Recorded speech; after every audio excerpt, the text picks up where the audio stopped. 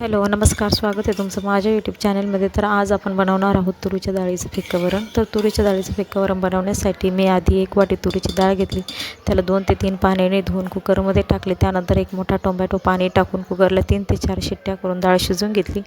आता आपण फोडणीसाठी काही साहित्य घेतले. त्यामध्ये कढीपत्ता, लसूण कुटून घेतला, सुकं खोबरं किसून घेतलं आणि कोथिंबीर. नंतर गॅसवर ठेवली कढई, कढईत टाकलं तेल चांगलं तापलं की त्यामध्ये जिरे पोहरे तडतडून घ्यायची. त्यानंतर जिरे मोहरी तडतडली की आपण त्यात टाकूया कढीपत्ता चांगला फ्राय झाला की त्यामध्ये आपण टाकणार आहोत कुटलेला लसूण थोडा जास्त वापरायचा, जेणेकरून ही फोडणीची चव आपल्या वरणामध्ये उतरते आणि खायला टेस्टी लागते. लसूण फ्राय झाला की त्यामध्ये आपण टाकूया किसलेलं खोबरं. हे मी वाळलेलं खोबरं इथे वापरलेलं आहे.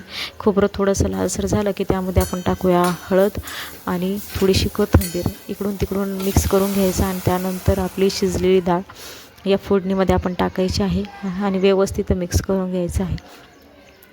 4 ते 5 मिनटं डाळीला गॅसवर चांगली उकळून घ्यायचं आहे. त्यानंतर टाकायचं आहे चवीनुसार मीठ.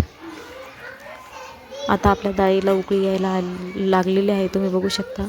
ही डाळ वरणाबरोबर किंवा हे जे वरण आहे तुरीच्या डाळीचं, हे चपातीबरोबर किंवा भाताबरोबर खायला खूप छान लागतं. तुम्ही ही रेसिपी घरी नक्की ट्राय करून बघा आणि मला कमेंटमध्ये सांगा. आता आपल्या डाळीला छानपैकी उकळी आलेली आहे. त्यानंतर आपण कट केलेली कोथिंबीर आणखी याच्यामध्ये ॲड करूया. आता आपल्या इथे फिक्क्यात तुरीच्या डाळीचं वरण तयार झालेलं आहे.